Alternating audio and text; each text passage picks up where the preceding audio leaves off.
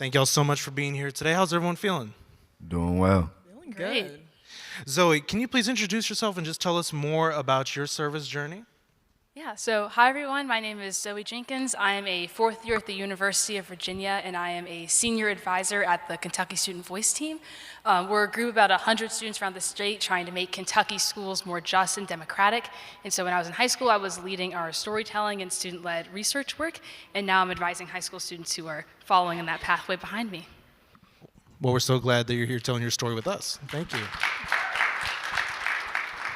Chase, why don't you tell us what you do in your community? Yep. My name is Chase Griffin. First off, just want to thank y'all for the opportunity to speak here. I'm from Austin. I went to Hutto High School. I'm a hippo, so it's good to be back. And thank you to Allstate for the work you do empowering us. I have a foundation called the Chase Griffin Foundation, housed within Groundswell's infrastructure. My primary partner is the LA Regional Food Bank, and there most of the funds that we give are directed towards the LAUSD backpack program, which feeds the LAUSD school kids who are on free and reduced lunch during the week, making sure that they have meals on the weekends. It was big to me just because I grew up serving at the Round Rock Serving Center, and then I saw in high school the impact that on a lot of my teammates and best friends, really eating because of these free and reduced lunch programs, and wanted to make sure that folks in the community where I was playing football and building my new base had the same opportunity. Well, thank you, Chase. And if I can brag on him for a second, he's actually a member of the Allstate Good Works team as well, which is a group of D1 football players who get selected every year for doing great work in their community. So a very competitive pool. So Chase, thanks for all the work you do. Thank you. Cherie, why don't you tell us more about Her Rising Initiative? Yeah, of course. First of all, I'm so grateful to be here and be in this room with all of you guys. Her Rising Initiative, to keep it short, is working to get more girls in spaces of leadership. And I'm sure you've heard of a million nonprofits that are working to help girls, and here's how we're kind of different. One, we're completely youth-led. I started Her Rising Initiative when I was 16 years old, so I was in high school. And since then, our team has been high school and college-aged women who just really want to make a difference. So one of the biggest things that we're doing is we're trying to create like the next Afrotech, but for young girls. So pretty much we'll do like a stadium-sized conference and offer free workshops in law, business, STEM, and every other field you could think of, and it's completely free to participants, and we've helped hundreds and hundreds of girls with this conference. And then on the side, we do things like offering scholarships, we have a podcast, and I made a book series for girls. So Horizon is just working to make sure girls feel equipped to lead. Well, thank you all so much for sharing how you serve your community. And I think the thing that jumps out is every one of them serve their community in such different ways. And I think that really speaks to something that our youth service research learned, which is that there's this misconception that young people don't volunteer. But I think that's what we learned is because when you look at volunteering in a very traditional lens, in a very boxed-in lens, you may get the impression that young people don't go serve as much as they do. But as all of us here on this stage embody, and many in the audience do, service just looks really different to our generation. And so Zoe, I would really like to hear, how did you first get involved in service, and how did that passion develop? Well, my passion, I mean, if you ask my parents, my passion started probably when I was like 5 or 6, because I was just really loud. I used to do theater camp, and I was the only 6-year-old who could project to the back of the auditorium, and so I was always the narrator. But really my passion, I mean, was instilled in me by my grandparents. Both of my grandparents were the first in their family to go to college, and instilled in me the importance of education and doing school the right way. And so when I was in 5th grade, actually, I was watching my teacher make a group of students read their essays out loud because they were the only students who got A's. And I was like, I don't think this is right. And then I went to Google, as like any 5th grader did, and I said, this is actually a violation of FERPA and my academic rights as a student. And so that's really where I think I got my maybe instillment of justice. And I mean, really, Kentucky Student Voice Team was my start because they came to my middle school and did a workshop on school climate. And it was the first time that I saw students my age talking about these really important issues of school. And I felt myself very reflected in what they were talking about, and that, okay, if I care about something, there's a group of students I can join, I can talk to them, and my voice matters. And so I've been with them, I guess, for the last 8 years because of that. Wow, that's incredible, so thank you. Now, Chase, I know you talked a little bit about how your work while you were in school also sort of influenced your service journey, but I'm curious, did you always intend to use sports as a way to further your service journey, or is that something you discovered later? Well, I think athletes in general tend to be, whether right or wrong, looked at in their communities. And I think in most cases, athletes do take up that responsibility well, and they understand how to utilize not just their financial success, but also their platform to promote things that they care about. For me, a big piece of choosing UCLA was because of the change makers who had played sports there and then gone on to change the world. Ralph Bunche, Arthur Ashe, Kareem Abdul-Jabbar, Jackie Robinson, Jackie Joyner-Kersee. These were Bruins who went on to change the world, and they did it through creating their platform through sport. For me, God willing, someday I'll mention in the same sort of lane as those folks, but to even go to UCLA and do what I did, I was very, blessed with that journey. I think another big piece of it, I'd be remiss if I didn't mention my parents who are sitting over there. My father, he showcased what it meant to be a man and be a servant leader to your family. And then my mother, shout out to all the teachers out there, as a teacher, first grade teacher at Forest Creek Elementary. And she does it out of love. And I was raised in a household where, I was the oldest brother, and I wanted to have a life that reflected that I was trying to be a good son and trying to be a good brother. And I think on top of that, what really carried me and still carries me is my faith. I'm a proud Christian, and I wanted to make sure that I could find a way to tithe once I started making money through name, image, and likeness deals and finding partnerships like the LA Regional Food Bank and finding applications where I felt like the money that I was tithing was going to causes that I really cared about was just a huge blessing. Great. Well, I love that y'all both touched on the importance of role models in your journey, and obviously, Cherie, I know you're acting as a role model for a lot of the youth that come through your nonprofit. So, did you have a mentor that really inspired your service journey, or any other role models that you looked up to that got you started? Oh, I have so many, but I don't want you guys to be here all day. So I'll start with my grandma, actually. And I wrote my college application essay on my grandmother because she inspired me so much. But I think for me, when I reflect on my service journey, so much of it is embedded in my culture and the community that I grew up in. As a Nigerian woman, and just thinking about like Nigeria's history, all of the communities there are only thriving because of service. It's kind of in the culture that you take care of your neighbor, you take care of the people down the street, you take care of the people that are right next to you. So seeing my grandma work so hard in like her 60s and 70s, she would literally walk me because my mom would be working multiple jobs. My grandma would walk me all the way to school and then back home. She'd walk me to after school camps and then back home. She would walk me anywhere, and she really taught me that all of this service that she was doing for me was not to just end with me. She was like, if I'm going to do this for you, then you better do this for hundreds and hundreds more. So she's one of my biggest role models ever. Everything I do is honestly just trying to emulate at least a tenth of her and her heart. So it's definitely got to be my grandma. Well, that's incredible, the legacy, that the way you're honoring her legacy, so that's awesome. Now, obviously, y'all have been very successful in your service journeys, and, I really appreciate everything you're doing for the community, but, let's not have the misconception that the journey's always easy, right? So I would love to hear from y'all. What are some of the biggest challenges you faced when you started your service journeys, and how did you overcome those? Yeah, I can start. So I think my biggest challenge that I faced in my service journey, I think, was being in a school system that didn't support the service work that I was doing. And so a lot of my work with Kentucky Student Voice Team often is standing opposed to kind of what my school wants me to do.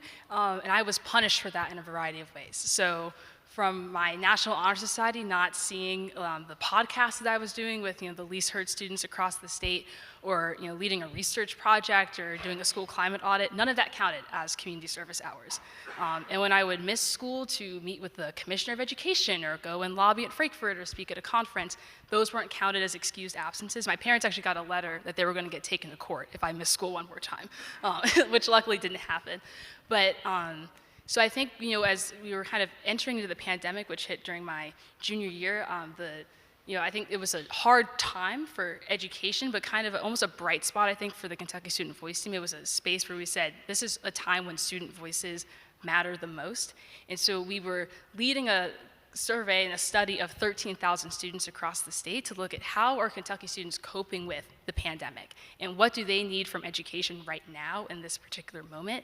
And so I was doing that work essentially full time. I was also getting involved with Civics Unplugged, which trains the next generation of civic innovators, and we were trying to infuse $500,000 into youth civic projects around the country. And there was just this day in like August, and it was August 2020, about to go into my senior year, and I looked at my parents and I was like, I do not want to go back to school. I was emailing back and forth, and we were supposed to be able to get internship hours, and my school was like, that doesn't count. You can't do this work and be in school. You have to take these certain sets of classes. And my mom, who was an educator, said the thing I never thought an educator would say, and she said, you don't have to go back to school. And so I think the support that I had, both from my community and especially my parents at that time, to reinvent the structure that I was in is what allowed me to keep doing service work. And so instead of having a traditional senior year, I just worked full time for Student Voice Team and Civics Unplugged, and really found my purpose and worked with hundreds of kids around the country to figure out what is the future of school going to look like after the pandemic. And that work was more meaningful than any class I ever could have taken. And it's bad educator advice to say you should drop out of high school. I'm not saying that people should do that, but I think that was something that inspired me in the advice I give to people, is that sometimes it's the structure around you that's not working, and you don't have to accept the rules that you were given. There is a different set of rules that you can use, and I think that's helped, really propelled my service journey even further. That's a powerful message. Thank you for that. And Chase, I think you were... Yeah, I mean, I think for me, and there's more advice. It's not really about challenges, but I think I navigated around challenges early because I didn't rely on myself all the way. Obviously, I had guidance from my family, but I knew that I was making money because of NIL, and I knew that I wanted to give some of that money to a cause that was near and dear to me. And I'm a huge, I place a huge priority on finding expertise. I think it alleviates a lot of the experiential, things that you learn through experience. That time can be bypassed by working with experts. And I was like, who is the best at feeding the youth in Los Angeles? LA Regional Food Bank. And then I was like, I want to start a foundation. Who is the best at helping young folks and people who have enough capital to start their nonprofit? And I found Groundswell. And I say all that to say, what I did is not the tried and true way to do everything, but it worked for me because I understood the value that I could add with my platform and my know-how, and I found other people who were the best in what they do to help facilitate that, to help the maximum amount of people.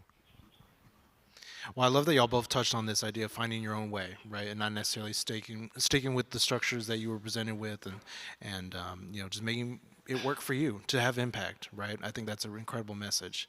Cherie, I would love to know, how did you, really stay motivated in the process of founding her Rising Initiative? And, I know this has been a really big growth year for you. So what have you done to stay motivated and, stay resilient? Yeah, I love this question. I think one of the biggest challenges too, and I'll go into how I stay resilient through all of it, is I mentioned I started Her Rising at 16 years old. And like so many of you who are student founders, there's that element of growing as a person while you're also trying to grow an organization. And that can be a bit tricky because I'm still trying to navigate high school and college while also trying to navigate this nonprofit that's mentoring so many people and pouring into so many people. So with that, I think one way that I kind of stayed resilient and resisted burnout, because burnout is real. Burnout is very real as a founder. I'm not going to sugarcoat it. I had to stay true to my why. And something that I found really helpful for me was every note or letter that I've ever gotten from someone, from a student, from a child, I would always put it on my wall back home. So I literally have a wall, and it's little notes are just taped up. And then once the wall got full, I just put it in a jar. So every time I was on the verge of crashing out, I would literally just go to the wall and just read everything. I would open up that jar and look at that. And it sounds kind of silly, but it really, really, really, really helps when you can see the impact that you're making, because it's really easy to kind of just be focused on the goal. Like, I want to be here, I'm not where I want to be yet. That we kind of get siloed and forget why we even started in the first place. We forget the people that we're actually impacting and pouring into. So that's really helped me with burnout. But another challenge I would say has definitely been not imposter syndrome, but more so trying to prepare yourself to be in these rooms where you're the only like student. I'm also interested in like policy in addition to the service I do, which lands me in a lot of rooms where it doesn't look like this, where there's not a lot of Gen Z around, where there's a lot of adults who aren't really appreciative of our work or our presence. So there's always been that extra pressure to kind of like prove myself and show that I'm smart or qualified. But I think just reminding myself why I started, reminding myself of the impact, that's really helped me stay resilient in this phase and in the past 4 years, which is kind of crazy. Well, I think we should definitely normalize young change makers, right?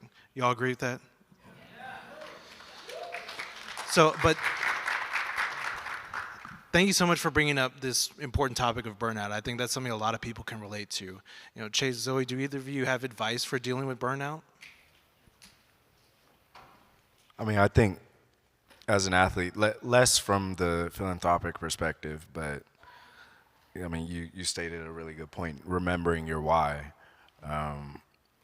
And sometimes the why is not going to seem enough for continuing on, but I think just almost out of a promise and respect to the work that got you there, it's important to look back and think when you first started, you know, your nonprofit, how proud you'd be of where it's at, and how sometimes we look at the ups and downs, but if you just look at the delta, the change from when you started at 16 to where you're at now, even if it's at a point where it's a little slower, you'd be like, I'm way ahead of what I even thought was possible when I first started it.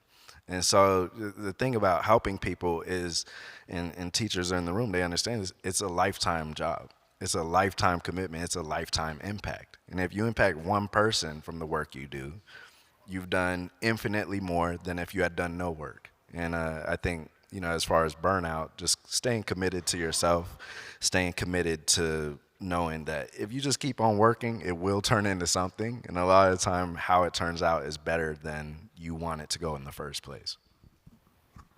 Love that. And what advice would you give to any young change maker out there that is wanting to get involved in service, Zoe?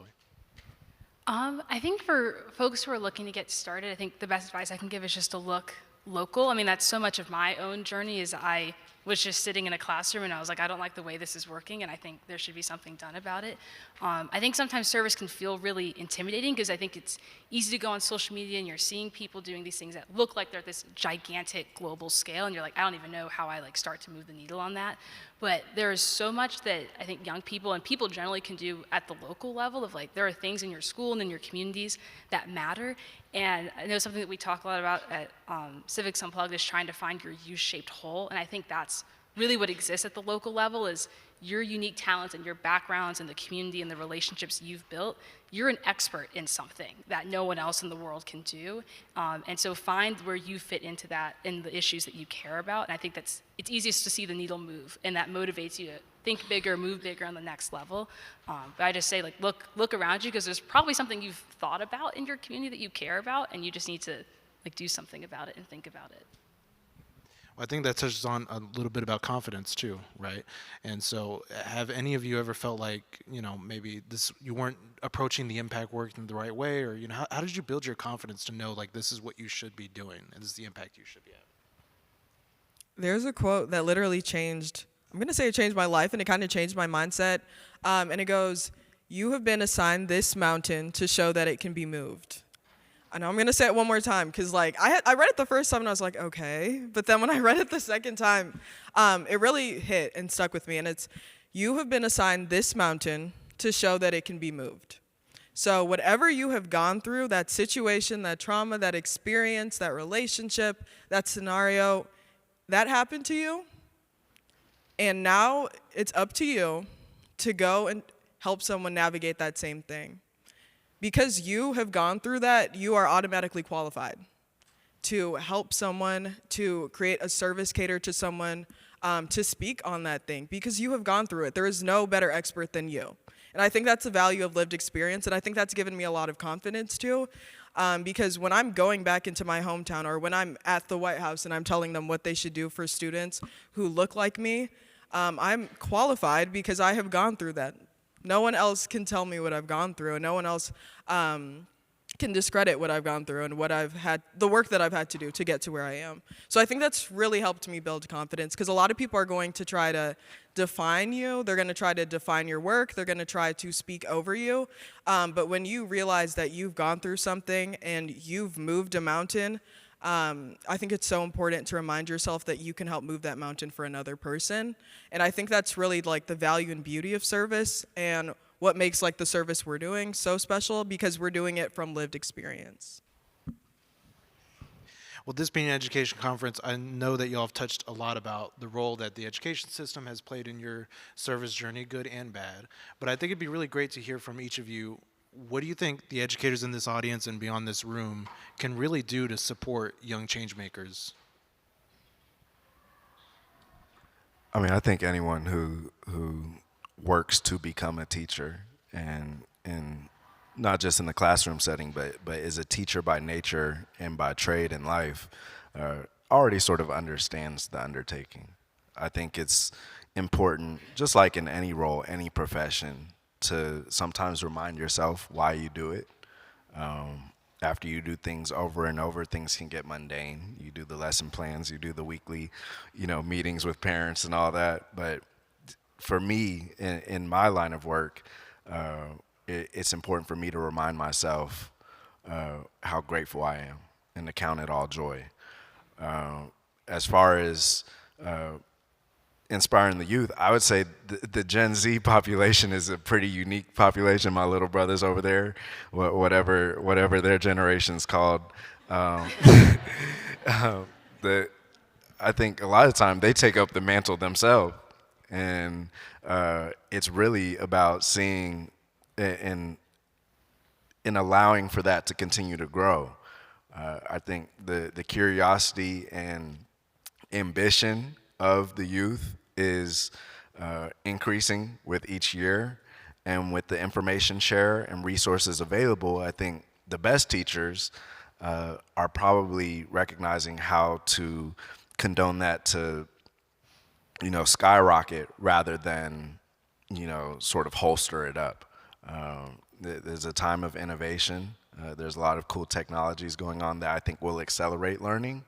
And I think any advice that I would give for people teaching those youth and spending time with those youth is to foster it and empower it rather than, create conditions that keep it in a box. That's really great.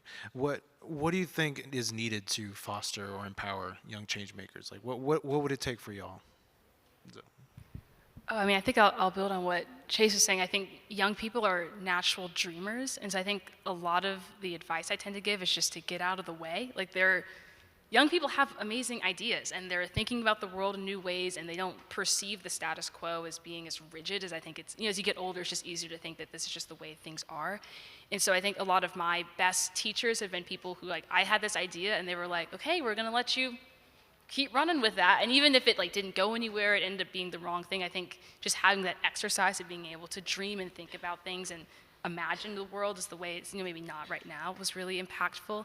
And then I think another maybe important piece of advice too is recognizing that young people engage in very different ways. So I think Cherie, Chase, and we're great and we're unique. We're sitting on this panel and that's meaningful, but this is not how every young person is going to shine in service, and not how every person is going to tell their story, and not how everyone's going to do the work. And so I think being able to recognize that, the quiet kids who are happy filling out the survey or just want to sit in the back of the room and listen and take notes, or people who have skills that maybe don't come in the same kind of very visible and articulate ways I think sometimes we tend to value. That's also service, and that's also something that should be cultivated and valued just as much as all of the work that many of us do in this room.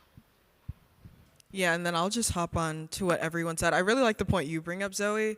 I grew up very, very shy. The fact that I'm doing this is not something 10-year-old Cherie would have ever imagined.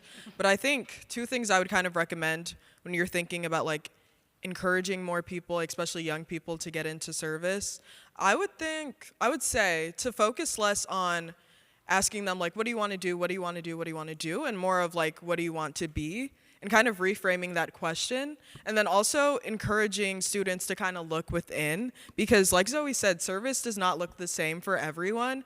And something that I think is really important, when I was trying to start my nonprofit, I saw a bunch of people like on the news who had their own nonprofit, and I was trying to look at the big picture, and I was kind of just confused on like how I could even start, and I was like, how do I get to that point? And I think that's the wrong way to approach it. I think you should just look at the skills and the purpose and the talents that make you an incredible person. For me, I was shy, but I loved writing. Like, I don't want to lie on this panel. I think I was in like second grade, and I loved writing. If you gave me a notebook, I could fill it up completely and write my own book, because that's just what I love to do.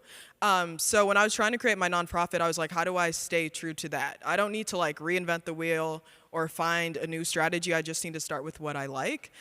So yeah, that's how her Rising Initiative was funded in the beginning. I made a little book series for girls, and I would sell that, and all those proceeds would go towards funding Her Rising's work. So when you're trying to encourage your students or younger people in your life to get into service, it really just looks like, one, identifying what they're good at and what they're interested in, and just investing in that and pouring into that. You don't need to kind of force them or try to get them to mirror someone else. You just need them to look within. And once they do that inside work, the outside work is inevitable, for sure.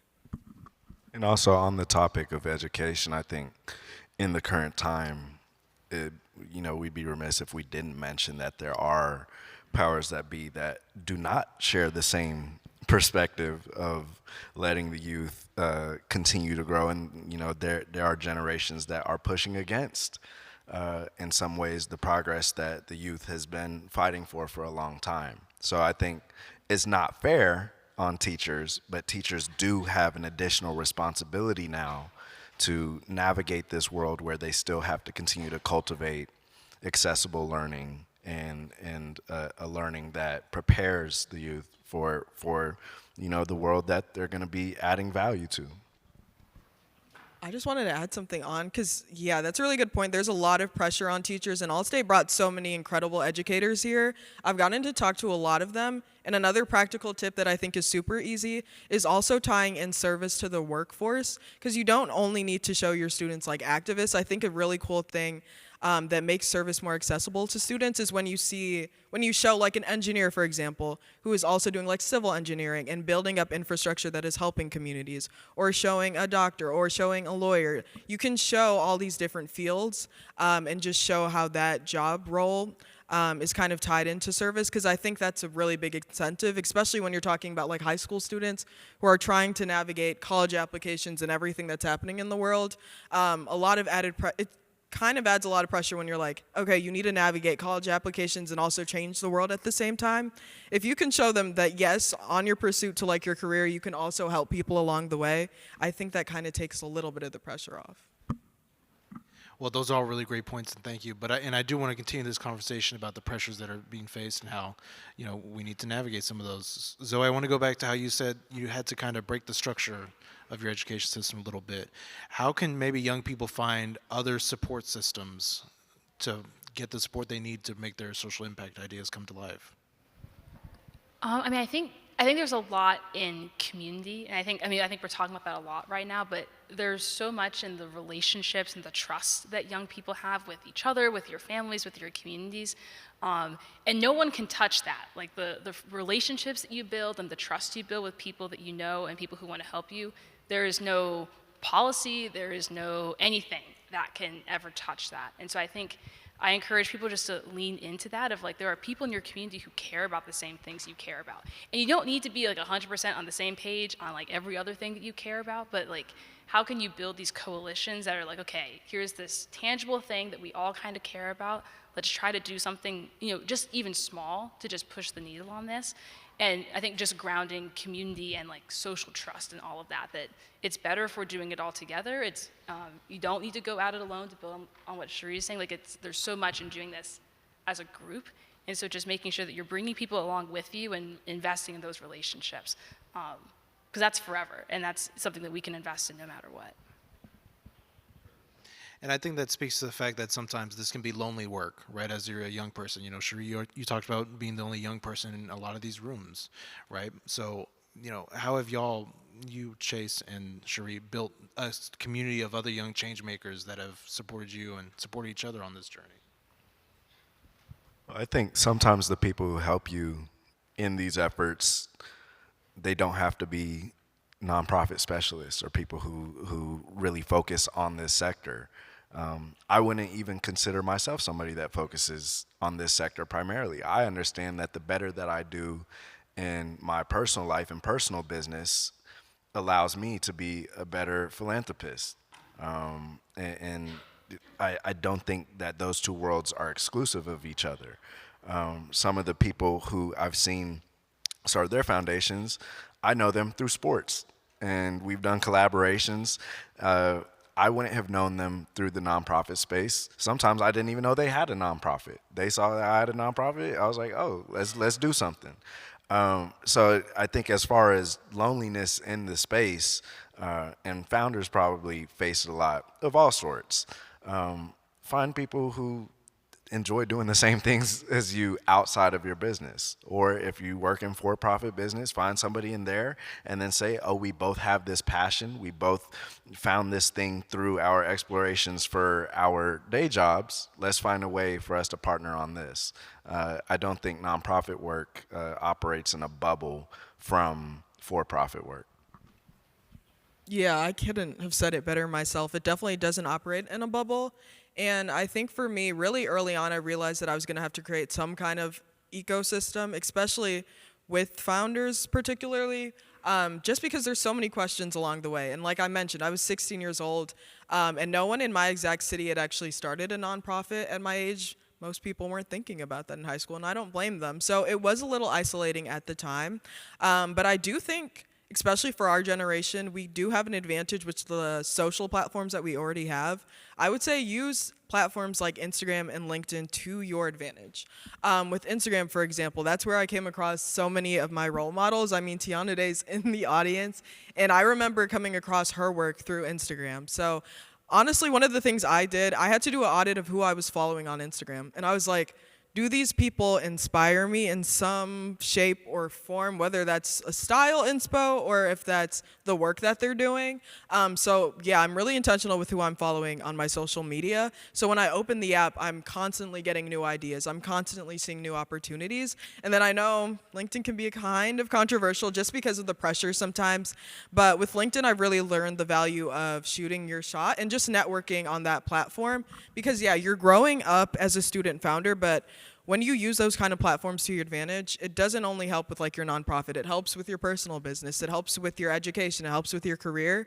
And never underestimate the possibility of just going to someone that you admire on LinkedIn and saying, hi, I'm a student founder, this is my mission, and I would love to speak with you for 15 to 30 minutes, and I just want to learn from you. I sent that to people who were working in government. I sent that to people who were working in nonprofits. I sent that to people who were founders.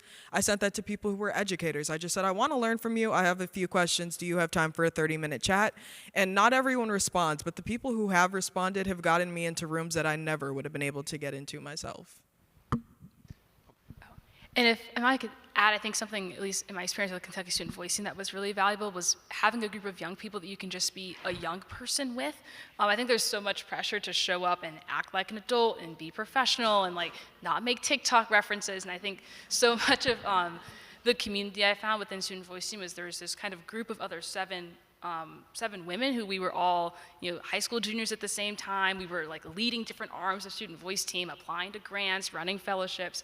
But we would just have a weekly Zoom call where we would just kind of shoot the breeze and like talk about school and do homework together and like complain. And it's nice, I think, to just have a space where you can just like let your guard down. No one's like holding you to some super high standard. You can just like be yourself and let loose. And I think it's so important to lower that barrier with some of the people, other young people that you work with, because like we're all young people doing the same thing. We don't need to pretend that we're not kids. We can just be kids and do that with each other. Well, thank you all for sharing that perspective. And I definitely want to give the audience a chance to ask you all some questions and learn from you more directly. But before we do that, I do want to ask, what is the mountain that you all have been assigned to move right now? Like, what is the service impact goal you're working towards currently? So, Cherie, since you inspired the question, let's start with you. Okay, and to clarify, this is like the goal that I'm trying to hit this year or just in general? Just in general. Okay, I love. So I'll add some numbers. I'll start with numbers. right now for this year, a goal of her Rising initiative, because we started with like a workshop of maybe 10 to 15 girls, and I loved it. But I've seen the value that it has on so many girls' confidence and just their journeys. So my goal for this year is to bring our Girls Who Lead conference, which I keep saying like I want it to be the next Afrotech, but I really do want it to have that much resources and value and mentorship. So with Girls Who Lead, I want to bring that to at least 4 to 5 different states this year, and I'm hoping to impact around 1,000 girls through that program. But in addition to that, just the larger mission, one of the biggest things I wanted to do with her Rising initiative was to create an ecosystem where hundreds and hundreds of girls are getting like filled and poured into so they can pour into others and others and others. Because I talked about my grandmother, I talked about my community.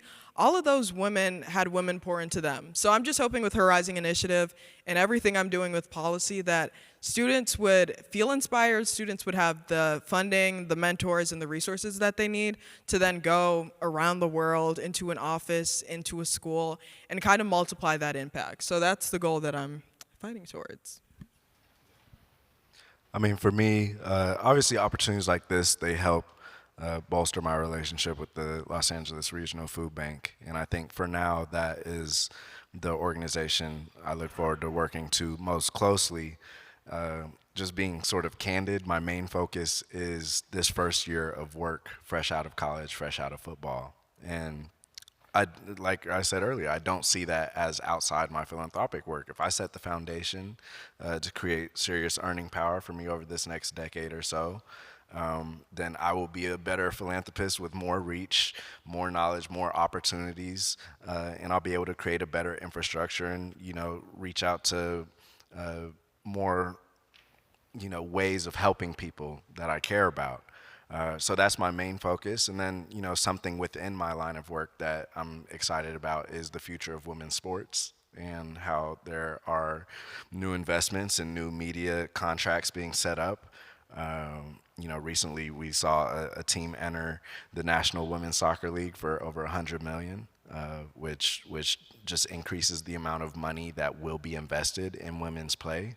And being in LA, I'm excited for the 28 Olympics and seeing how that sort of shapes up how sports, but also women's sports, goes forward. And I think you'll see more activities and accessibility for play for young women.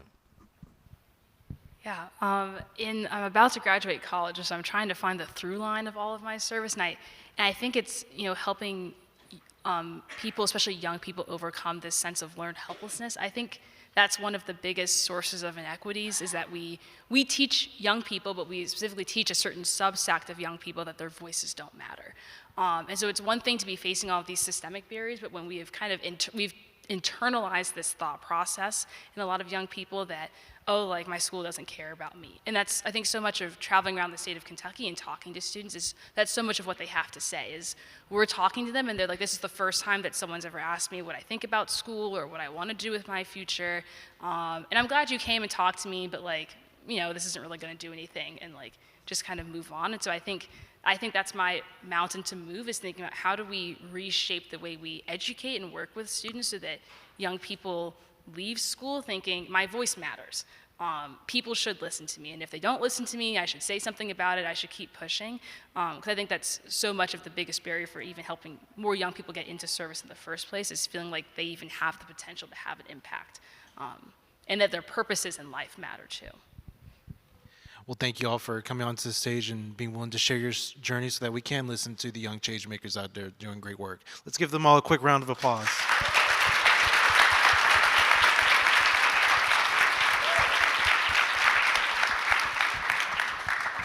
All right, so I'd like to open up to audience questions now. I would love to hear what everyone's been thinking about.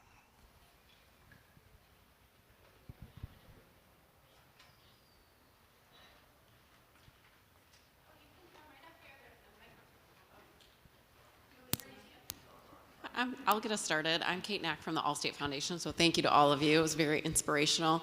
Just wondering, what's one thing you know now that you wish you would have known when you were getting started on your service journey or any type of journey? I think something I wish I knew is that you don't need to be original I think when I first got involved in Student Voice Team, I thought that I needed to like invent something brand new, and I realized that I was not going to do that, and that so much of what you can do is just learning from other people and trying to apply models in a new place, and that can be original in its own way. You don't have to literally invent something brand new to do something impactful. That's a great question. I'm going to give some advice for founders, especially for founders, because I know with the whole 501c3 thing, that was a really big, just really confusing for me as a student founder. One little thing I would say is if you're not like registered as a 501c3, there's like a whole fiscal sponsorship thing you can do. And if there's a nonprofit that you trust, that you know of, that does have that status, they can fiscally sponsor you so you can apply for different opportunities. So definitely if there's an opportunity that you're really striving towards, you can access it. There's always a way. And yeah, I think your advice honestly is one of the biggest things. You don't need to have this huge, like, thought out, complex plan. You really just need to look within.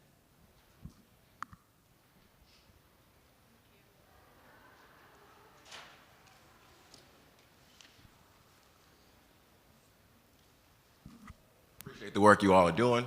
I had a question for the group. You all are doing a lot of really good work in your communities, and a big challenge with that is that means you also are fundraisers in your communities. So would love to know what, in your experiences, do you have any, I would say, advice or anecdotes or experiences with the philanthropic community? And if you could, in one way, push the philanthropic community, in what way, what message would you have for them?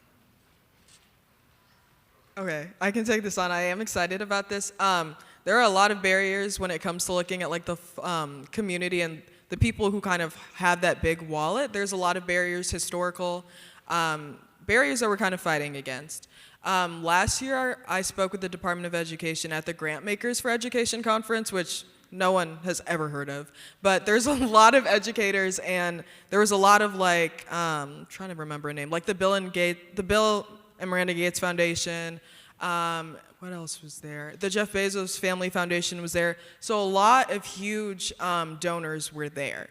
One thing that I would say, we were talking about this, of how to create like public and private cross-sector partnerships, which pretty much just means when we don't have like government support, how do we fund a lot of this work that organizations are trying to do? And one of the biggest things we were talking about was how do we bridge that gap for youth founders? A really big barrier to accessing funding can be like this really extensive, long, detailed application. You need to have like a history, you need to have data all planned out. And we're still having that conversation today, so I wouldn't say the problem is fixed. But one of the things I would say for student founders trying to navigate that space is going to a conference like this. If you go onto South by Southwest website, you can see the speakers, and there's actually a lot of representatives coming from a lot of these really big foundations that are here. And something that I did yesterday, actually, this is literally what I did, was I just went up to them, I introduced myself, I said the work that I'm doing, and I said, can we set up a 30-minute call? And so far, I think I've heard back from like 3 of them, and a lot of them have open calls right now. This is like a really good time to like apply to grants and apply to funding. So I would say looking at that. But in addition to just the larger ones, I would say to kind of not only focus on the large ones. Zoe talks a lot about it, just looking local, because I think you'll get a lot more funding on the local side. I know we have the college service grants, but we also have like, there's a Hershey's Heartwarming grant that's open right now. I'm gonna plug it because that's the first grant I ever got on my service journey. They're giving out money, and it's dedicated to student founders. So looking at opportunities for student founders, but then when you're also trying to navigate that space of older and more, I guess, older organizations and foundations, I think trying to reach out to one-on-one to representatives might give you a better outcome than trying to do like this really formal application. But once again, definitely look online, look at TikTok, because there are a lot of tips on how to navigate the grant application process. But yeah, there are a lot of barriers when it comes to being a Gen Z founder and trying to navigate that space. Just from the nonprofit side, you can't. It's important to not underestimate the power of marketing and the power of programming. One of the sort of biggest influxes of funds to my foundation was when I donated $11 for each point that we scored throughout the season a couple seasons ago. And I invited folks, fans of me, fans of the brewing community, fans of UCLA, or just people who supported the same cause to match me on those donations. And what we saw is when you attach an activity to funds that you are already going to give to the LA Regional Food Bank, if you attach an activity, it encourages others to jump in. So there's a huge importance on marketing and creating engagement, similar to if it was a for-profit business and you were selling a product. On top of that, I think it's important for people who are asking for checks to understand that's the capital, but you have something about your platform that is unique that that person can't do. So it's important to go to other philanthropists who may have more capital to support those initiatives with something that's unique to them. Maybe you're better at creating content to highlighting it, or maybe you're better and you'll frankly take more time to get to the communities that you care about than whoever's cutting that check. So I think it's important to, if you're young, utilize, like you said, utilize what's unique about you being young, utilize what's unique about you being hip, understanding TikTok, understanding Instagram, and understanding how to navigate social media. And lastly, one more thing, because I just remembered, if you go on Google and search up your city and local community foundation, more times than none, there is like a community foundation that is focused on funding founders that are just in your city. So they're probably gonna prefer your application as opposed to someone who's coming from a different city. So that's also a really nice way to get more funding. If I can just jump in from the funding perspective, we're definitely committed as a foundation to making it easier for young people, Gen Z, to receive funds and have access to funding. You know, Cherie is a recipient of one of our grants, and as are some of the other young people in this audience. So, love that question. It's such an important need that we're working to address. So. Hi, everyone. So I've been thinking a lot about the future and this idea of what gives me hope. And just to say, first out, like, the work you're all doing is part of what gives me hope for the future. But I'm just hoping, I'm hoping you all could reflect a little bit on what gives you hope for the future. I mean, a lot of things, I promise. I was having to take a second to think. I think a lot of what gives me hope actually is working with younger students at this point. Like I'm like kind of reaching, like I'm not a teenager, I'm like almost not a young adult anymore. But working with high school students and like seeing how they're like building on the work I've done. So when I was at Student Voice team, I founded our podcast. So for a long time, we only kind of had a blog, but this is the first time we had a podcast, and we did a lot of incredible work with like National Public Radio and et cetera. And now Student Voice Team has its own student-run newsroom, which is the only student-run education newsroom of its kind. And so it's amazing to talk to these students who are like, Zoe, like your programming and your Google Docs are like the things that we used to start this. And I'm like, oh, like this did do something. And there's things that keep coming out of it. So I think just checking in on like the communities that you've worked with in the past and like younger folks and just seeing like it's building on itself, like there's a groundswell that's happening. I think that gives me a lot of hope just to see that, you know, the work keeps going, even as maybe I'm kind of moving on and on throughout like my career and college life.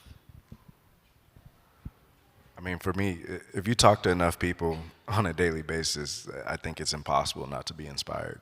I mean, even hearing the stories of the other folks here up on the panel, it's really cool because it's easy to get locked into your bubble and get locked into your daily calendar and think that the things you see on a daily basis are the only things in the world when they're, you know, not even a micro fraction. There are people in this room who are working on things that will affect everyone else in this room in a positive way, and you wouldn't even know it unless you talk to them. So taking the chance just to talk to new people, whether it be prompted by trying to be better at your work or just trying to be better in your daily life, I think anytime you add more human perspectives, you're bound to have more hope. For me, when I'm feeling anxious about the future, especially with what we're seeing right now, I push myself to look back at the past, actually. And I look at leaders like leaders in the civil rights movement, and I just gain so much inspiration and so much hope when I see all the things they had to endure and the joy that they were still able to create and the impact that they were still able to foster. I think that renews my hope. My faith definitely renews my hope. And then once again, just working with younger children. And also, I did mention this. I created I'm so serious. I created an ecosystem literally on my phone where I kind of block out the negativity to the best that I can. So everything that I follow is people that are inspiring me in some form, in some shape or form.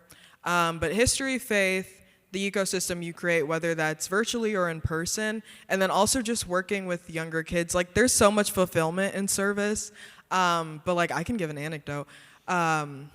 One of the times with Horizon, we actually invested in really young founders, so younger than all of you. I met the second grade girl, and she had so many big dreams, and I was like, let's make it possible. And to a second grader, $50 feels like she won the lottery, so I was like, okay, I'll give you $50, and I'll also give you mentorship and all of that. And literally, I want to say less than 2 months, she created a soap business, and then on top of that, because I taught her about branding and the importance of messaging, she went on Amazon by herself. She got the packaging she wanted. She created her own packaging, her own brand, and then not only did she sell the soap to people at school and also the people at her church, she then took the proceeds and donated some of it. So I was like, if a second grade girl can do that based off, like what, a 20-minute conversation I had with her, I feel like that just gives me hope. So I try to do something where I'm giving back, whether that's just checking up on a friend or investing in a second grade founder. I try to do something at least every day because we're approaching some really hard times right now. But I think if you're doing that intentional investment every single day, there's no way you won't have at least a slimmer of hope. I think we have time for one more quick question. With respect to your work as young founders, how do you bring intergenerational perspectives into your work and balancing mentorship with maintaining your own original vision for how you see service? I mean, for me, it's not really about me at all. So however I can utilize what I got to help people that I want to help, that works. I can take this on. Something that we're also trying to do with Horizon, because I love working with young girls, but I also think there's so much value and wisdom in working with older women as well. So something that we're trying to do right now is something called like a rising dinner. We're doing one in DC in like 2 weeks. And we actually invite women who are at like the top of their field. So we brought in like senators, congresswomen, women who are just working in the White House, and they're much older, much more experienced. But then we're also bringing pre-law students and students that aspire to work in government or aspire to work in the legal field. And we're bringing them all together for a dinner. And something that I've learned from other founders and other conferences that I've hosted is creating like intergenerational principles before you actually do the event, because if you're not intentional and you just walk into that dinner and I don't plan anything, it's going to be very polarized, it's going to be very awkward, and people aren't going to gain what they can gain. And even with the White House Youth Policy Summit last year, which would have been amazing to do this year, was we created a list of principles. And in order to create those principles, we did focus groups, so that's what Allstate Foundation does all the time and is really good at doing. But we interviewed students and we asked them, what makes you feel comfortable? What do you not like about a certain space? What makes you feel safe? We took all of those notes and then we asked the same things to adults. And we kind of combined both of those findings to create like a list of principles. So before the White House Youth Policy Summit, because we had like much older policymakers and much older department heads meet like high school founders and college founders, which is a very interesting combination. So we had those principles actually printed out. I made bookmarks, we had a slideshow. So before you even stepped into the room, you had like an intention set. So everyone was coming in with the same intention. We put a lot of pressure on adults to come in and be more willing to listen instead of like speaking over youth. And I think setting that intention made it so successful. So I would definitely say that, because yes, Gen Z is so powerful, but we can also learn from other generations. We can learn what not to do and also what to do from other generations. So bringing it together is top tier. I mean, I think, Cherie, you kind of said it perfectly, but I think there's there's so much value in having adults in the room. And I think, to speak about Kentucky Student Voice Team, I think we get so much of that. I mean, working with high school students, like, you're there for 4 years, then you're going off to college. You can't take a call from a reporter during your science exam. So you need, like, we need adults who are there, who are over the age of 18, that can sign paperwork and can take those calls and help us maintain long-term relationships with donors. And so I think that intentionality is super important. I think every year when we're at our kind of annual retreat, we talk about, okay, what are the ways in which we need adults to show up for the young people in this space, but also how do we need young people to show up for the adults in this space? How do we make sure that they feel welcome and included, that we actually want to hear their perspective? Is I think just setting those norms on the forefront and making sure everyone is trained to interact with one another and work together is the key to just getting the best from what everyone has to offer. Well, I think intergenerational collaboration is such a great note to end on. So let's please give everybody, again, a round of applause.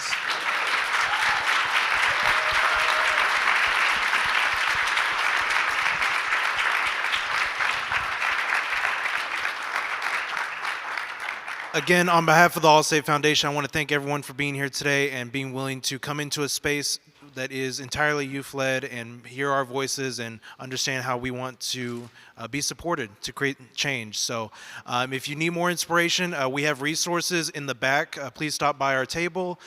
We even have some funding opportunities that are available, particularly for educators. We have $500 classroom service grants you can apply to create create service projects in your classrooms so you can serve with your students. So you can learn about all that and more in the back of the room. Thank you all so much.